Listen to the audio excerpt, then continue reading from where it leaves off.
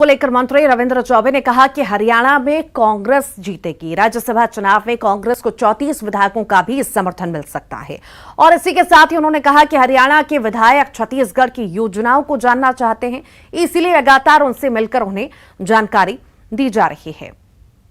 मुझे लगता है कि अब हरियाणा का सारा पेंच खुल चुका है।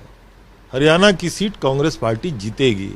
हमें जितने वोट की आवश्यकता है 31, हमें लगता है हरियाणा के राज्यसभा के मतदान में हम 34 भी पार कर सकते हैं, ऐसी संभावनाएं दिख रही हैं। अब यहाँ अगर वो हैं तो छत्तीसगढ़ की योजनाओं को जानना चाहते हैं और सौभाग्य से हमारे मुख्यमंत्री जी के द्वारा जो किए जा रहे कार्य है उसको बताने का मुझे अवसर मिला है। लगातार हरियाणा के माननीय विधायकों से भेंट करने का अवसर मिला है। आदरणीय मुख्यमंत्री जी, माननीय केंद्रीय जो हमारे नेतृत्व करने वाले हैं शक्ति सिंह जी गोहिल जी, हमारे प्रदेश के राज्यसभा सांसद माननीय राजीव शुक्ला जी और हमारे बहुत वरिष्ठ नेता भूपेंद्र सिंह जी हुड्डा आए थे। दीपेंद्र हुड्डा तो लगातार उनके साथ में है। सब लोगों ने बैठ कर के माननीय विधायकों से लगातार चर्चा की है। विधायक तो छत्तीसगढ़ के में आकर के जिस तरीके से उनको प्रशिक्षण मिल रहा है, जिस तरीके से उनको जानकारियां दी जा रही हैं, वो निश्चित रूप से खुश भी हैं, हतप्रभ भी हैं और चाहते हैं इस प्रकार की। छत्तीसगढ़ सरकार ने पुरानी पेंशन लागू करने का ऐलान किया है, जिसके बाद पेंशन की राशि को लेकर केंद्र और राज्य के बीच टकराव की स्थिति देखने को मिल रही है।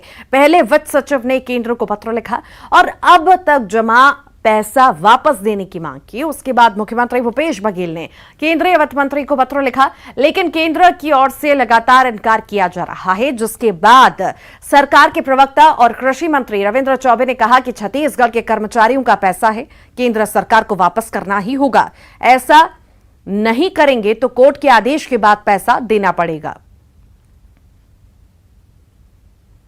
माननीय मुख्यमंत्री जी के पत्र के जवाब में इनकार करना उचित नहीं है। वो तो हमारे अपने कर्मचारियों का ही पैसा है ना। और अगर पुरानी पेंशन योजना लागू किया जा रहा है तो छत्तीसगढ़ के कर्मचारी के हितों का फैसला है, उनको फायदा होने वाला है। केंद्र सरकार के अभिकरण प्राधिकरण के द्वारा इसको क्यों रोका जा रहा है, ये हमारी समझ से परे है। आज नहीं तो कल देना पड़ेगा, माननीय न्यायालय से आदेश होगा। आप कैसे रोक सकते हो कर्मचारियों के पैसे को। छत्तीसगढ़ में मानसून दस्तक देने को तैयार है। मानसून को देखते हुए राज्य सरकार का कृषि विभाग भी अपनी तैयारी पूरी कर चुका है। कृषि मंत्री रविंद्र चौबे ने तैयारियों की जानकारी दी। उन्होंने कहा कि केंद्र सरकार खाद नहीं दे रही और कृषि कार्य में अड़ंगा डाल रही है। राज्य की ओर से 9.5 लाख टन खाद की डिमांड की गई थी, जिसके बदले अब तक करीब 3.5 लाख टन ही खाद मिला है। साथ ही कृषि मंत्री ने कहा कि किसानों को बीज देने की तैयारी पूरी है। सरकार लगातार छोटी अवधि का कर्ज दे रही है। खाद और वर्मी कंपोस्ट मिलाकर किसानों को दिया जा रहा है। हमें लगता है कि 3-4 दिन बाद छत्तीसगढ़ में मानसून की बारिश की शुरुआत हो जाएगी। मानसून के पूर्व 3 बातें होती हैं। पहली तो बीज की तैयारी, किसानों को शॉर्ट टर्म लोन की तैयारी और फर्टिलाइजर की तैयारी।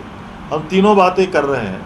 हालांकि केमिकल फर्टिलाइजर की जो उपलब्धता है, केंद्र सरकार से जो 9.5 लाख टन का हम लोगों का जो आवंटन है, उसके अगेंस्ट अभी 3-3.25 लाख टन ही हम लोगों को फर्टिलाइजर उपलब्ध हो पाया है। 40% के आसपास ही केमिकल फर्टिलाइजर छत्तीसगढ़ को मिल पाया है। उसकी कमी है, उसके बावजूद भी जितना मिल पाया है हम प्राइमरी सोसाइटी और के माध्यम से किसानों को दे रहे हैं। हमने शॉर्ट टर्म लोन को जो टारगेट रखा है वो इस साल 5,800 करोड़ रुपया किसानों। कोरबा पहुंचे राजस्व मंत्री जयसिंह अग्रवाल ने कहा कि